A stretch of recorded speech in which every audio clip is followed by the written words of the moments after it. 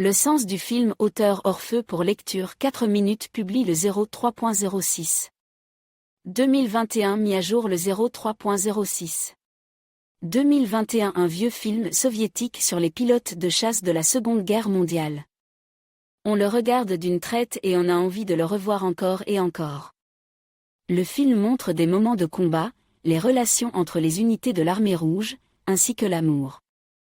Non seulement des sentiments tendres entre un homme et une femme, mais aussi un amour sincère et pur pour la patrie et la musique. Le maestro, le commandant d'escadrille Alexei Titarenko, sélectionnait les recrues de son UNIT d'une manière très intéressante. Toute personne capable de distinguer la note Fa de la note Do. Les vieux de son escadron n'avaient guère plus de 20 ans, et la jeune génération, issue des diplômés accélérés des écoles de pilotage, était considérée comme jaune. Ce sont les jeunes que les vieux tentent de tenir à l'écart des vols de combat autant que possible, jusqu'à ce qu'il ait appris à utiliser l'équipement en dehors des périodes de combat. Après les batailles quotidiennes, au moins un pilote des anciens ne pouvait pas revenir, alors le lendemain, les jeunes d'hier partaient au combat. Chacun d'entre eux ressent pour la première fois les premières chaleurs du vol de combat, la victoire sur l'ennemi amolé, la douleur de la perte d'un camarade cher et proche. Après la bataille au-dessus de l'Ukraine, la première chose à faire après l'atterrissage est de demander à tous les pilotes ce qu'ils ont vu. Tous racontent comment la bataille s'est déroulée pour chacun d'entre eux. Mais ce n'était pas si important pour le maestro. Il cherchait une toute autre réponse. En fin de compte, Titarenko explique où le combat a eu lieu. Il approuve qu'on pouvait le voir immédiatement. C'est là qu'a commence la discussion sur l'endroit où le ciel est plus bleu et la terre plus verte. Chacun se souvient et parle avec fierté de sa petite patrie. Dans chaque mot des pilotes de chasse, on peut entendre la tendresse, l'amour et le respect pour ces lieux où ils ont passé leur enfance.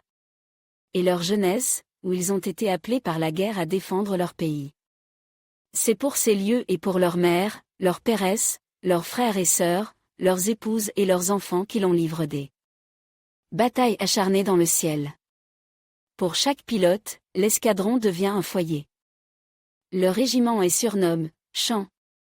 Chaque minute libre du personnel est consacrée à la musique et aux chansons, celles qui sont depuis longtemps sur leurs lèvres, mais aussi à l'apprentissage de nouvelles chansons provenant d'autres coins de la vaste patrie. Chaque combattant et chaque employé d'aérodrome s'inquiète, comme un frère, pour l'autre pilote. Les mécaniciens, qui communiquent entre eux, s'inquiètent pour leurs pilotes. Le plus dur dans notre travail, c'est d'attendre.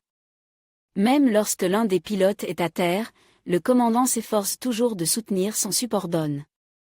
La musique était très importante pour le 2e escadron, surtout entre les batailles. Vous n'êtes peut-être pas pilote, nous vous apprendrons à voler de toute façon, mais vous devez aimer la musique. C'est par ces mots que l'on accueillait les nouvelles recrues qui arrivaient pour renforcer les effectifs.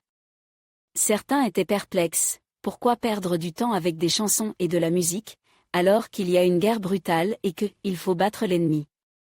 Mais les streaks du 2e escadron, pour les nouveaux arrivants comme pour les sceptiques d'autres unités, avaient toujours une réponse à leurs reproches sur l'amour de la musique, qui a dit qu'il fallait renoncer aux chansons pendant la guerre. Après la bataille, le cœur réclame doublement de la musique. Ce n'est pas pour rien que le chef d'escadron Alexei Titarenko était surnommé le maestro. Après chaque vol, de retour sur place, il convoquait toute l'équipe pour une répétition. Après la phrase de l'hélice, commençait non seulement le vol, mais aussi le rassemblement du groupe dans le coin musique. Le maestro appelait les vols et les combats aériens des chants dans le ciel. Dans la musique, les combattants trouvaient un exutoire après les sorties de combat, ainsi qu'une source d'inspiration pour les futures batailles dans le ciel. La signification principale du film, Into Battle Go Alone, All Men, est qu'en toutes circonstances, il est nécessaire de rester avant tout un homme.